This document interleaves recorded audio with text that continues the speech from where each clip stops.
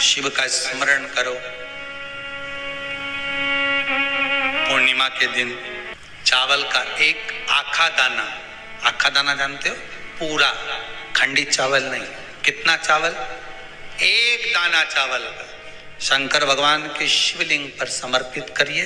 एक बेलपत्र जिसका डंडी का मुख अपनी ओर हो, जहां से चावल चढ़ाया है, उस चावल के ऊपर अपनी कामना कर कर रख दीजिए और चंद्रमौली भगवान का स्मरण करिए। कौन से भगवान?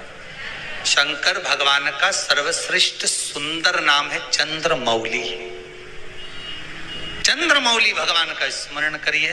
अपनी कामना कर कर बेलपत्र समर्पित कर कर शिव जी पर एक लोटा पानी, एक जल पात्र समर्पित करो, कलश से जल चढ़ा दीजिए, नैनों में वो जल लगाकर अपनी कामना कर कर वापिस घर को आइए। अगली पूर्णिमा आएगी, जो कामना करी है मेरा चंद्रमौली भोलेनाथ उसे पूर्ण कर ही देगा। आप सभी को सुंदर पूर्णिमा की बहुत बहुत बधाई हो।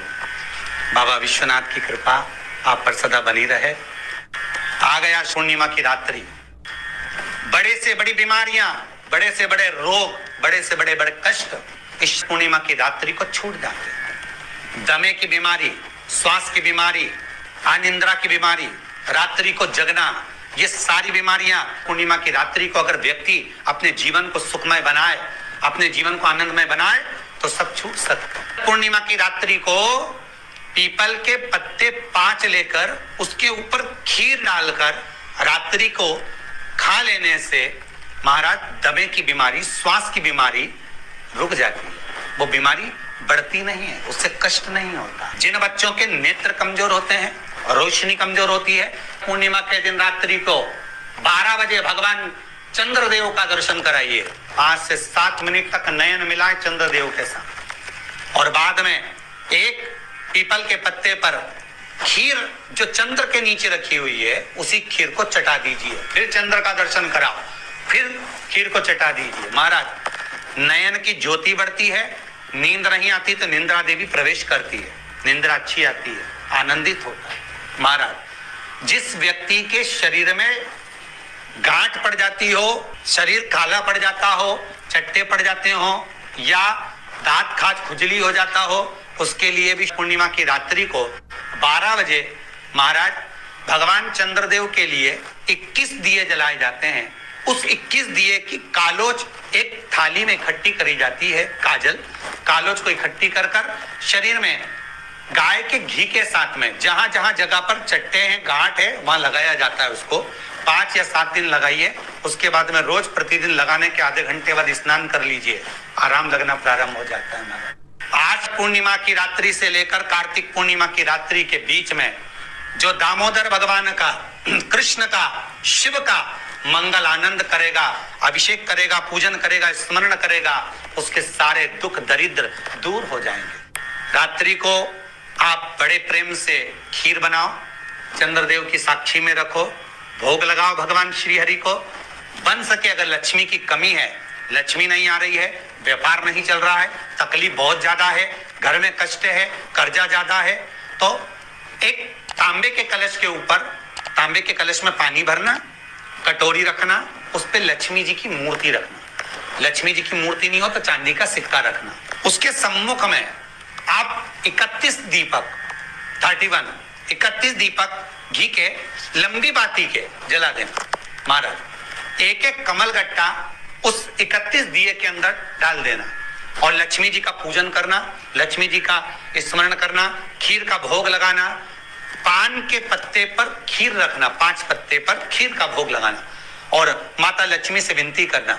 सुबेरे 4 बजे तक वो रखे रहने देना, सुबह 4 बजे वो उठाना, लक्ष्मी को वापिस तिजोरी में या सिक्का हो तो उसको अलमारी में रख देना।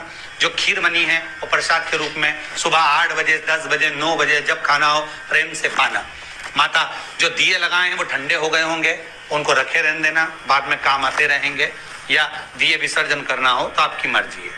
पर वो मिट्टी के दिए लगेंगे, आटे के दिए नहीं लगेंगे, मिट्टी के दीप लगाना है आपको। 31 घी के दिए लगाना है। लक्ष्मी जी का पूजन करो, कंकु, चावल, हल्दी, मोली से सब तरह से। पूर्णिमा की रात्रि को सुख मिलेगा, आनंद मिलेगा, लक्ष्मी की वृद्धि होगी, कार्य सिद्धि होगी। दूसरा क्रम, पूर्णिमा के दिन आप शाम को प्रदोष काल के समय 4:30 बजे से 6 बजे के बीच में 1 लोटा पानी, उसमें 5 बेलपत्र रखकर, 1 कमलगट्टा डालकर भगवान चंद्रेश्वर महादेव के नाम से भगवान शंकर को चढ़ा दीजिए। आपकी जो कामना हो वो कामना कर चढ़ाएं, विनती करें चंद्रेश्वर महादेव को और निवेदन करें कि हमारा ये कार्य सफल हो। केवल पूर्णिमा के दिन चढ़ाइए, कार्तिक पूर्णिमा तक क्या फल मिलता है हमको जरूर बताइए। भी पूर्णिमा की रात्रि को और कार्तिक पूर्णिमा की रात्रि को गर्भवती नारी अपनी नाभि पर यदि चंद्र की दृष्टि पड़वा लेती है तो बच्चा विकलांग पैदा नहीं होता है। गर्भ से जो बालक होगा श्रेष्ठ होगा, विद्वान होगा, चतुर होगा, पढ़ने में होशियार होगा, क्योंकि ये चंद्र की किरणें जब समुद्र में उछाल ला सकती हैं तो आपके जीवन में भी तरक्की ला सकती है, उछाल ला सकती है। क्यों करा जाता है पूर्णिमा का व्रत? पूर्णिमा का व्रत करने का कारण क्या है बताइए? आप इतने सालों से कर रही हो, कई माताएं कर रही होंगी पूर्णिमा का व्रत। एक समय फलाहार करती हैं, एक समय भोजन करती हैं। भोजन में खीर का होना जरूरी होता है पूर्णिमा के व्रत में, दूध की सामग्री होना जरूरी होती है पूर्णिमा के व्रत में। 12 महीने की पूर्णिमा करो, मना नहीं है। और पूर्णिमा उठाने का भी समय होता है। चैत्र के महीने की जो पूर्णिमा होती है, चैत्री पूर्णिमा पहली पूर्णिमा मानी जाती है, इसलिए चैत्री पूर्णिमा को सिद्ध पूर्णिमा कहते, कार्य सिद्धात्री पूर्णिमा कहते, सिद्ध करने। मनोरथी पूर्णिमा कहते, मनोरथी पूर्णिमा।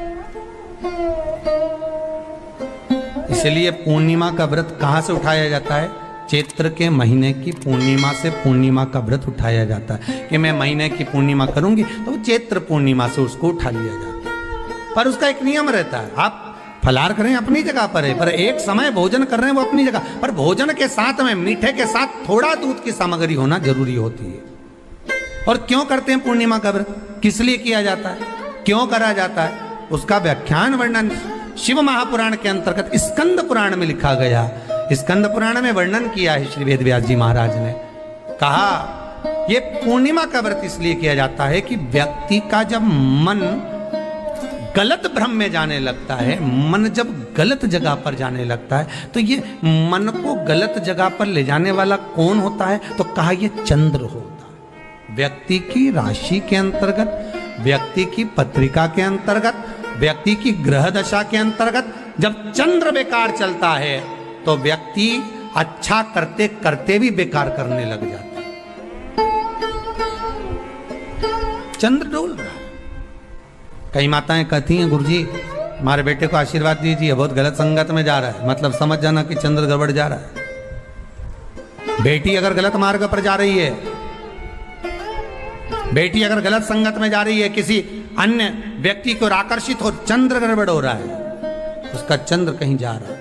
कोई पुरुष, कोई लड़का, कोई गलत मार्ग पर जा रहा है, चंद्र गड़बड़ हो रहा है। घर में जो क्लेश उत्पन्न होता है, घर में जो विवाद उत्पन्न होता है, उस विवाद को रोकने के लिए केवल चंद्र की ही, इसलिए तो पूर्णिमा घर की नारियां हमारे यहाँ हिंदू धर्म में यहाँ तक स्कंद पुराण में कह दिया कि प्रत्येक पूर्ण, आप लोग कभी आप लोगों ने सत्यनारायण जी की कथा करवाई है? जितने लोग आस्था चैनल पर कथा सुन रहे हैं, जितने लोग फेसबुक यूट्यूब पर कथा सुन रहे हैं, यूट्यूब पर कथा का श्रवण कर रहे हैं, उनने कभी सत्यनारायण की कथा करवाई होगी। तो उसमें लिखा है हर कार्तिक, हर पूर्णिमा को, हर संक्रांति को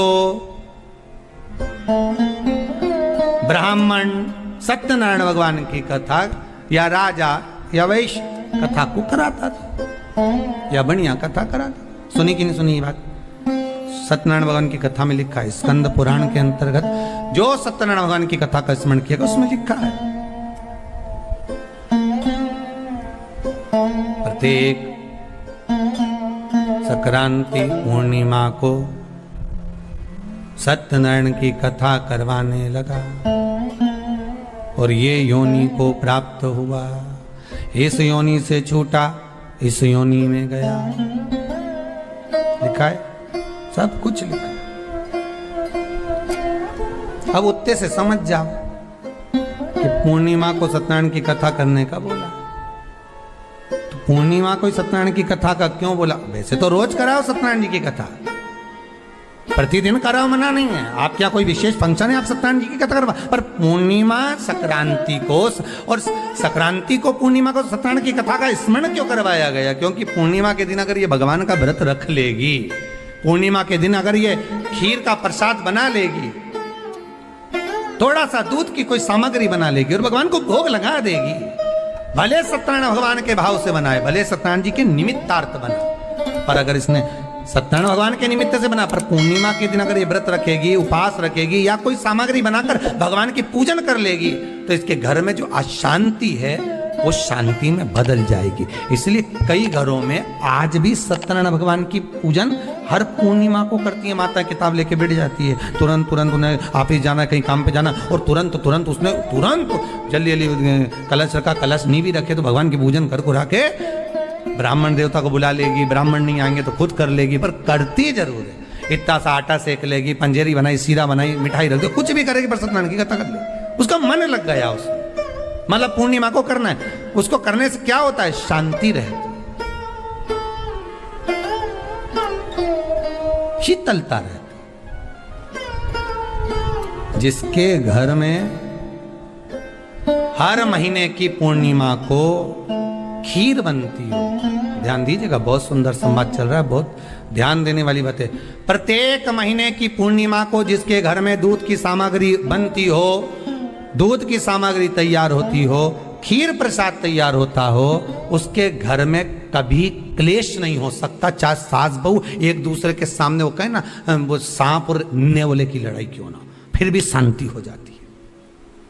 पर प्रत्येक महीने की पूर्णिमा होना चाहिए। ये नहीं कि तुमने एक महीने की पूर्णिमा पे बना लिया और दूसरे महीने की पूर्णिमा को गायब कर दिया। फिर किसी ने कह दिया आज चूरमा तो बन रहा है, दाल बाटी तो बन रही है चूरमे के साथ में, लड्डू बन रहे हैं, तो काय को खीर बना रही हो? तो तुमने अब वो खीर प्रसाद। महापुराण की कथा कहती है, महाराज पूर्णिमा का जो चंद्र है वो विशाल का है, और उस चंद्र की पूर्णता में हमारी अभिलाषाएं भी पूर्ण हो। आप आस्था चैनल के माध्यम से जितने लोग कथा सुन रहे हैं, फेसबुक यूट्यूब पर जितने कथा सुन रहे हैं, और कुबेरेश्वर धाम में जितने कथा सुन रहे हैं, आप में से कितने लोग हैं जो पूर्णिमा का व्रत करते हैं? जो माताएं करती हो जरा हाथ उठाइए। पूर्णिमा का व्रत जो करते हो ना आप लोग, रखिए। अब पूर्णिमा के व्रत में आपने कई बार किताब पढ़ी होगी पूर्णिमा की, या आपने व्रत किया होगा, या पूर्णिमा का व्रत आप धारण करे होगे, तो उसमें पूजन कौन से भगवान की होती?